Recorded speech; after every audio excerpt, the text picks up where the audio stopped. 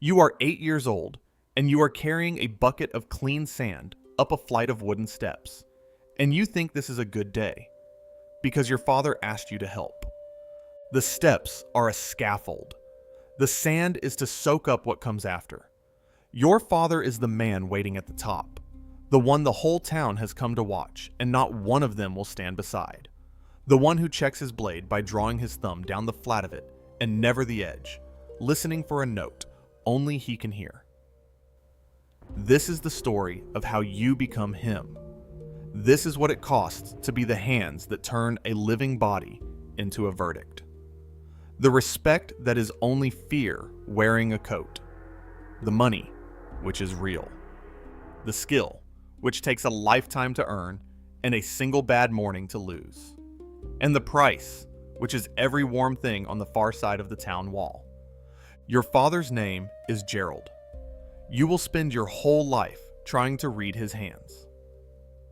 Stage 1. The boy with the bucket. You live outside the wall, not as a punishment, as a fact. Your kind lives outside the wall, the way water lives downhill. And your kind is the family of the man who does the thing no one else will do, and everyone needs done. The neighbors call it the unclean trade. The clerks call him the Scharfrichter, the sharp judge. You will learn there is nothing sharp about it that you do not sharpen yourself. Gerald teaches you the way other fathers teach a son to plow. Here is the body. Here is where it hinges. Here is where it holds its blood. Here is where a man is strong. And here is where he is only pretending. You are 7, then 9, then 11, and you know the human frame better than the priest who blesses it. And here is the part no one tells you about the unclean trade. Your father is also the only healer your kind is allowed to be. He sets the bones the bone setter cannot. He sells the salve that brings a fever down. The same hands. People who will not let your shadow fall across their bread come to your door in the dark and beg those hands for one more winter with a sick child. You watch the town hate you in daylight and need you at night, and you are 11, and you do not yet find this strange. The day you cross the line, no one announces it. Gerald hands you the cords. There is a man bound to a frame, and a clerk reading from the Empire's criminal code, the Carolina, the law of 1532 that governs every step of what is about to happen. The law says a man cannot be condemned on suspicion. The law says the court needs a confession. The clerk needs the confession. Your father needs you to hold the cords steady. You could set them down. You are a boy outside a wall with no other door in the world that will open, and a father whose hands fed you. And you have already crossed the line simply by being born behind it. You hold the cords steady. Stage 2. The hands that heal. By 20, you have your father's eye and half his patience. You know the degrees of the work because the law lays them out like a recipe. First, the territio. You show the prisoner the instruments. You name each one and what it does, and you let him stand in the room with it. The law counts that showing as a degree of torture all by itself, and the law is right because you watch men confess to the bare sight of the strappado before a rope has touched them.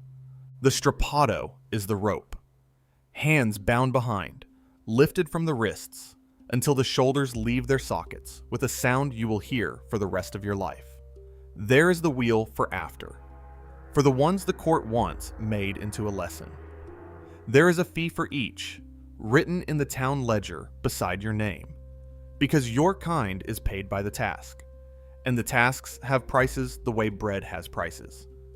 And the money is real, and you are 20, and for the first time, you can plan a winter without counting coin on a table. You buy your mother a second blanket before the cold comes, and she does not have to ask. That is what the skill buys at 20. The ability to see something needed and simply provide it, without the arithmetic. That is not nothing. You hold that. The cost arrives in your hands. They have learned the body too completely now. You cannot hold your wife's wrist without knowing exactly how it would turn. You marry a woman from 2 towns over, the daughter of another man of the trade, because she is the only kind of woman the law and the town will let you have. Her father swings a sword in his city the way yours does here. You did not choose her, and she did not choose you, and you both understand this. And the understanding sits between you, like a third person at the table who never leaves. She sets the bone when you forget how. You sell the powder when she asks.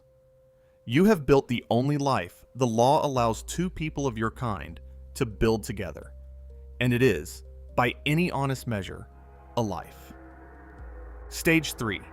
The man on the rope. There is a morning you come close to breaking.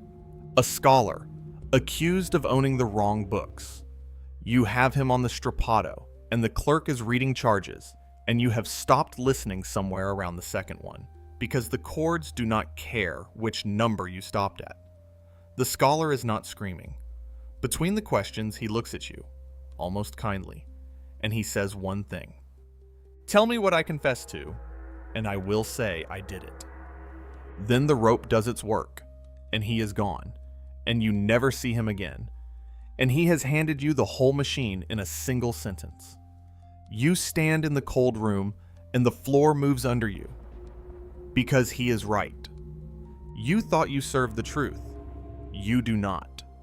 The court cannot convict on suspicion, so the court demands a confession, and a man in enough pain will confess to anything, which means the confession is not something you discover. It is something you make. The verdict does not exist in the world until your hands call it into being.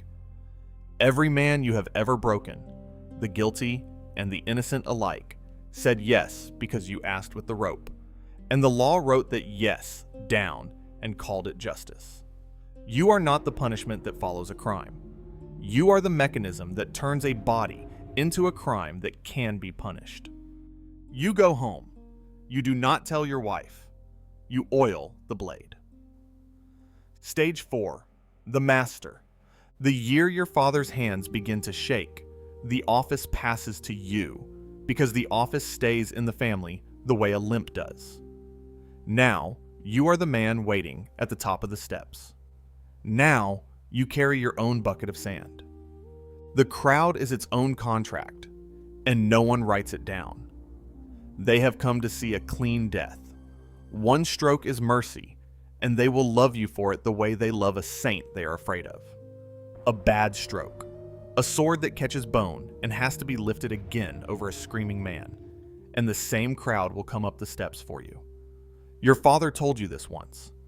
A master who cannot promise one stroke is not a master. He is the next man on the wheel. So you become very, very good. You behead a poisoner, and the whole square goes quiet with respect, and you take the fee, and the coins are still warm from the clerk's pocket. That night, a woman who would not meet your eye at the well sends her servant to your door for a fever powder, and pays double to be handed it in the dark. You sell her the powder. You are the most hated man in the town, and the one it cannot do without. And you have stopped finding this strange, and that is its own kind of death. Stage 5. Everything. Nothing. You have everything the trade can give. The largest house of your kind. A skill with no equal in 3 towns. Men lower their voices when you pass, which is the only respect your kind is allowed, and you have learned to drink it because there is no other water. And you cannot enter the church past the last bench by the door. When you die, they will bury you outside the consecrated ground, beside your father, beside his. Your daughter will marry a man of the trade in some other town, because no one else will take her, and your son will stand at the top of the steps after you, because no other door in the world will open for him either. No court ever sentenced you to this. No judge said the words. It is simply the shape of the only life that was ever offered, and you filled it completely, and it fits. Your father is very old now. His hands shake too hard to feel the flat of a blade. He holds a sword you have just sharpened, and he draws his thumb down the flat of it, the way he has every day of his life, listening for the note. And he cannot hear it anymore. He looks at you, the man who read steel by touch gone blind in the fingers, and he asks you, quietly, to tell him if it is sharp. You tell him yes, it is sharp. You draw your own thumb down the flat of it, and you listen, and the note is there, and you understand that this is the only inheritance your father had to give, and he gave you all of it. This is what the life is. You are a good man with a trade, and the trade is the careful, well-paid work of turning frightened people into the words a court needs to hear. The shape of it was cut before you were born. You grew into it the way a tree grows around a nail, not because you had no will, but because the nail was there from the first year, and by now it is part of the wood. You did not choose the trade. You inherited it the way you inherited his hands, completely, and without being asked. If this one reached you, subscribe and leave a like. There is more coming. Everyone watching this has done a thing because it was the only door that opened, and then done it well enough that the doing of it became who they are. You just never had to carry the bucket up the steps in front of a crowd. Your son is 6. He is carrying a bucket of clean sand up the wooden stairs, and he thinks it is a good day because you asked him to help. He cannot quite span the flat of the blade with his thumb yet. He will grow into it. They always do. In one city, the office passed down a single family for more than 150 years, son after son. In another, a master kept a ledger for 45 years and wrote down everyone. 361 people. He recorded each name in his own careful hand. That is the part no one believes. They kept count.